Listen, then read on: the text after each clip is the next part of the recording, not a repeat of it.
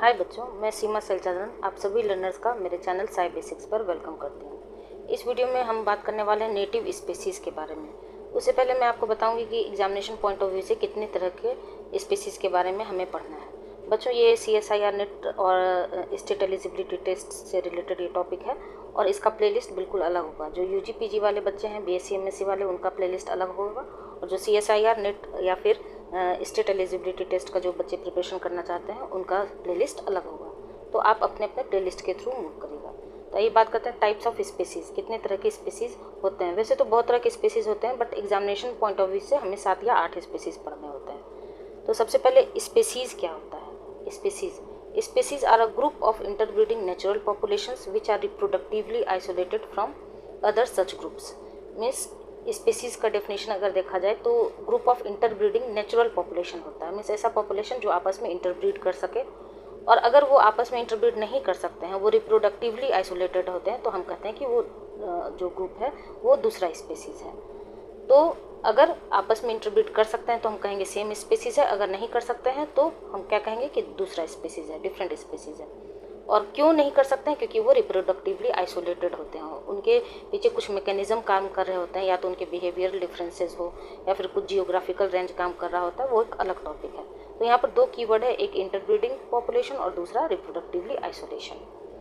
Types of species की बात करें तो 2 तरह के वैसे मेन टाइप्स होते हैं, एक नेटिव स्पीसीज़, दूसरा नॉन नेटिव स्पीसीज़। नेटिव में जनरलिस्ट एंड स्पेशलिस्ट आते हैं स्पीसीज़, और नॉन नेटिव को ही इन्वेसिव भी बोला जाता है, एक्जोटिक भी बोला जाता है, और फॉरेन स्पीसीज़ भी बोला जाता है। इनके अलावे कुछ और टाइप्स ऑफ स्पीसीज़ हमें देखने होते हैं, जैसे कि कीस्टोन स्पीसीज़ हो गए, dominant, umbrella, flagship and indicator species.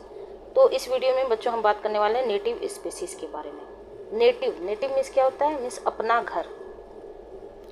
तो native species group of naturally occurring populations in a specific region और इकोसिस्टम। तो जो group of naturally occurring population एक स्पेसिफिक रीजन में जो रहते हैं, उस टाइप के स्पीसीज को क्या कहते हैं? नेटिव स्पीसीज कहते हैं। Due to local evolutionary processes without human introduction, वहाँ पर किसी भी तरह का ह्यूमन इंट्रोडक्शन नहीं होता है, जैसे कि हंटिंग नहीं होता है या फिर कुछ भी ऐसा हरकत जो ह्यूमन के द्वारा किया जा सकता है वो नहीं हो सकता है। और वहाँ जो एनिमल रहते हैं, जो ऑर्गेनिज्म रहते हैं, उनको क्या कहेंगे? नेटिव स्पीसीज कहेंगे। ऑल्सो नोन एज इंडिजीनियस और ऑटोक्थोनस स्पीसीज। और नेटिव को ही इंडिजीनियस और ऑटोक्थोनस स्पीसीज भी कहा जा सकता है। तो जहाँ कहीं भी अगर ये इंडिजीनियस दे दे या फिर ऑटोक्थोनस नाम दे दे तो आप कंफ्यूज मत होइएगा। These species interact with their ecosystem forming an essential relationship with other organism. Means ये स्पीसीज जो है वो इकोसिस्टम के साथ इंटरेक्ट करते हैं और एसेंशियल रिलेशनशिप बना सकते हैं दूसरे ऑर्गेनिज्म के साथ। एग्जाम्पल की बात करें तो जैसे यूरोपियन रेड स्क्वायरल। तो ये जो रेड स्क्वायरल है वो नेटिव स्पीसीज है, कहाँ का? यूरोप का। जैसे कि kangaroos endemic to Australia. Kangaroo जो नेटिव स्पीसीज है कहाँ का? ऑस्ट्रेलिया का।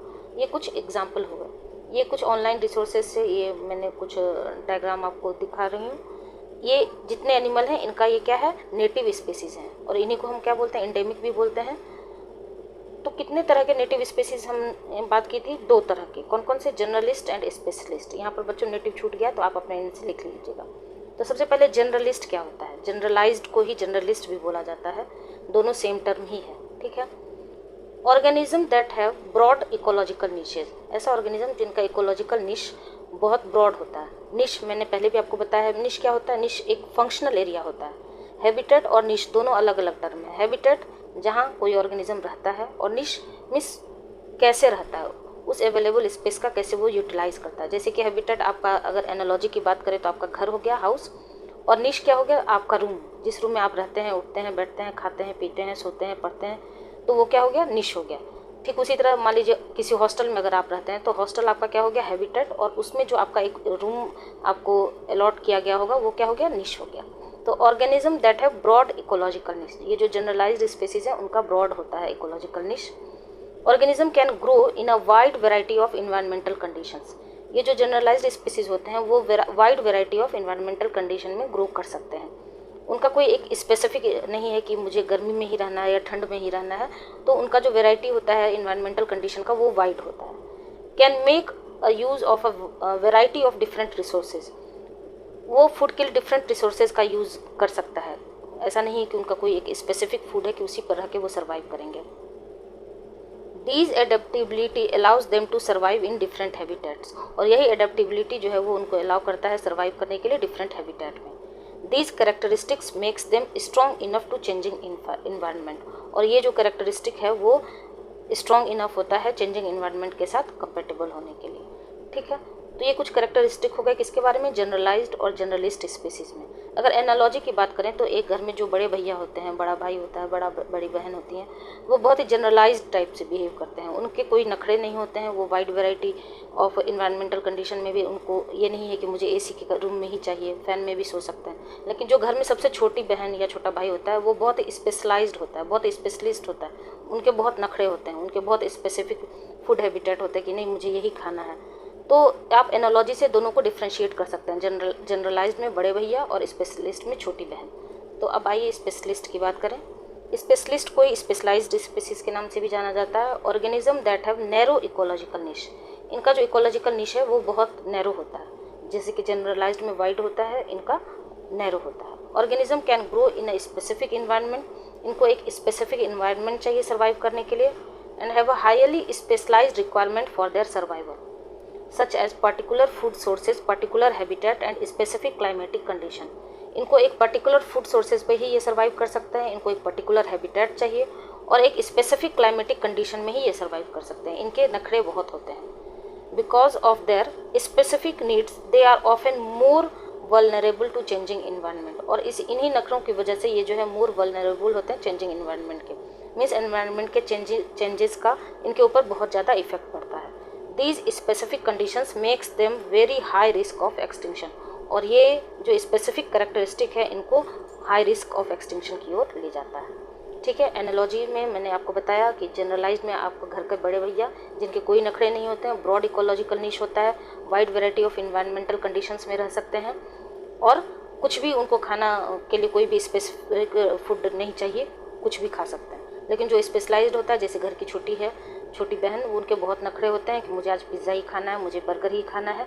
और उनका जो निश होता है वो सबसे छोटा कमरा होता है, नैरो होता है. लेकिन उसी छोटे कमरे में, उसी नैरो इकोलॉजिकल निश का वो भरपूर यूटिलाइज करती है, क्योंकि उसी कमरे में वो खेलेगी, कूदेगी, पढ़ाई करेगी, सब कुछ करेगी. ये स्टेटमेंट एक 2011 में बी सेक्शन में एक क्वेश्चन आया है आपको स्पेशलाइज्ड स्पीसीज से रिलेटेड कि उनका निश कैसा होता है. तो नैरो इकोलॉजिकल निश होता है, आप याद रखिएगा. ठीक है, उनका पर्टिकुलर फूड सोर्सेज होगा, पर्टिकुलर हैबिटेट होता है और वो एक स्पेसिफिक क्लाइमेटिक कंडीशन में ही सर्वाइव कर सकते हैं. अब एग्जांपल की बात करें तो examples of generalised and specialised species. तो मैंने 2-3 जो कॉमन एग्जांपल है वो मैंने यहाँ एक्सप्लेन किया है. आप अपने एंड से भी गूगल से सर्च करके नोट डाउन कर सकते हैं. तो जनरलाइज्ड में क्या क्या है, तो जनरलाइज्ड में सबसे पहला raccoon can live in forest, cities and rural areas. Raccoon जो है वो जंगल में भी रह सकता है, शहर में भी रह सकता है, रूरल एरियाज में भी रह सकते हैं. Eat wide range of foods including fruits, vegetables, insects. ये कुछ भी खा सकता है, फल पे भी सर्वाइव कर सकता है, वेजिटेबल्स सब्जियां भी मिल जाए तो खा लेंगी, इंसेक्ट्स पे भी सर्वाइव कर सकते हैं. तो इनके कोई नखरे नहीं होते हैं, wide variety of food habitats होते हैं. दूसरा क्रोज, कौवा. They can live in wide variety of habitats that is rural as well as urban and can eat wide variety of foods. Crows भी जो है वो इनके भी कोई स्पेसिफिक डाइट नहीं होता है, किसी भी फूड पे ये सर्वाइव कर सकते हैं और ये रूरल एरियाज़ में भी पाए जाते हैं और अर्बन एरियाज़ में भी पाए जा सकते हैं. शहरों में भी आप देख सकते हैं इन्हें, गांव में भी देख सकते हैं. कॉकरोचेज तो आपके घर में बहुत बड़ा एग्जांपल है जनरलाइज्ड स्पीसीज का. दे can live in many different habitats and can eat wide varieties of food. और कुछ भी खा के सर्वाइव कर सकते हैं. ठीक है, तो ये हो गया किसका, जनरलाइज्ड स्पीसीज के एग्जाम्पल्स. स्पेशलाइज्ड में क्या है, सबसे पहला क्वाला.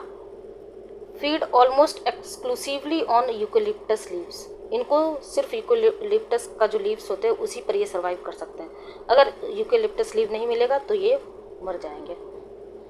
इनको सिर्फ यूकेलिप्टस लीव ही चाहिए. तो ये स्पेशलाइज्ड स्पीसीज के कैटेगरी में है. Pandas primarily eat bamboo plants. Primary basis पे ये बैम्बू प्लांट को ही प्रेफर करेंगे. And have evolve specific adaptations to digest these tough plants. Bamboo plant कितना टफ प्लांट होता है, तो इनके पास कुछ स्पेसिफिक कैरेक्टरिस्टिक होता है अडेप्ट करने के लिए, उस तरह के फूड को डाइजेस्ट करने के लिए. ठीक है, तीसरा हो गया वेनस फ्लाइट ट्रैप. ये प्लांट का एग्जांपल है. दिस कार्निवोरस प्लांट, ये कार्निवोरस प्लांट होता है. Grow only on nutrient poor acidic soils और relies on insects for nutrients. इन्हें न्यूट्रिएंट के लिए सिर्फ इंसेक्ट ही चाहिए. चौथा हो गया sundews. These plants are also carnivorous and capture prey using specialised sticky leaves. ठीक है, तो ये कुछ एग्जाम्पल हो गए किसके, जनरलाइज्ड और स्पेशलाइज्ड स्पेसीज़ के। और ये जनरलाइज्ड और स्पेशलाइज्ड स्पेसीज़ किस कैटेगरी के अंतर्गत आता है, तो नेटिव स्पेसीज़ के अंतर्गत आता है। नेक्स्ट वीडियो में मैं नॉन नेटिव स्पेसीज़ डिस्कस करने वाली हूँ, जिसको हम इन्वेसिव स्पेसीज़ के नाम से भी जानते हैं, एक्जॉटिक स्पेसीज़ भी बोला जाता है, फॉरेन स्पेसीज़ भी बोला जाता है। वो जस्ट इसका उल्टा होता है, ठीक है, नेटिव के। तो हम 1 बाय 1 सारे टाइप्स ऑफ स्पेसीज जितने तरह के हमें एग्जामिनेशन पॉइंट ऑफ व्यू से पढ़ना है, कॉन्सेप्ट डिटेल भी देखेंगे, और प्रीवियस CSIR नेट से रिलेटेड जितने भी क्वेश्चन आए हैं प्रीवियस 10 ईयर में, वो हम 1 बाय 1 डिस्कस कर लेंगे। ये सारे नोट्स मैं बच्चों टेलीग्राम चैनल का लिंक आपको डिस्क्रिप्शन बॉक्स में दे दूँगी, वहाँ मैं शेयर कर दिया करूँगी। ठीक है, तो नोट्स के लिए इधर उधर आपको भटकने की ज़रूरत नहीं है। वहाँ आप नोट्स देखना चाहते हैं तो देख सकते हैं, या फिर प्रिंट आउट निकालना चाहें तो प्रिंट आउट भी निकाल सकते हैं। तो बच्चों, इस तरह मेरा ये पढ़ाने का तरीका, एक्सप्लेनेशन आपको अच्छा लगे तो लाइक, शेयर एंड सब्सक्राइब जरूर करिएगा, और कुछ भी फीडबैक देना हो तो कमेंट सेक्शन में जरूर बताइएगा। मिलते हैं नेक्स्ट वीडियो में, तब तक के लिए थैंक यू।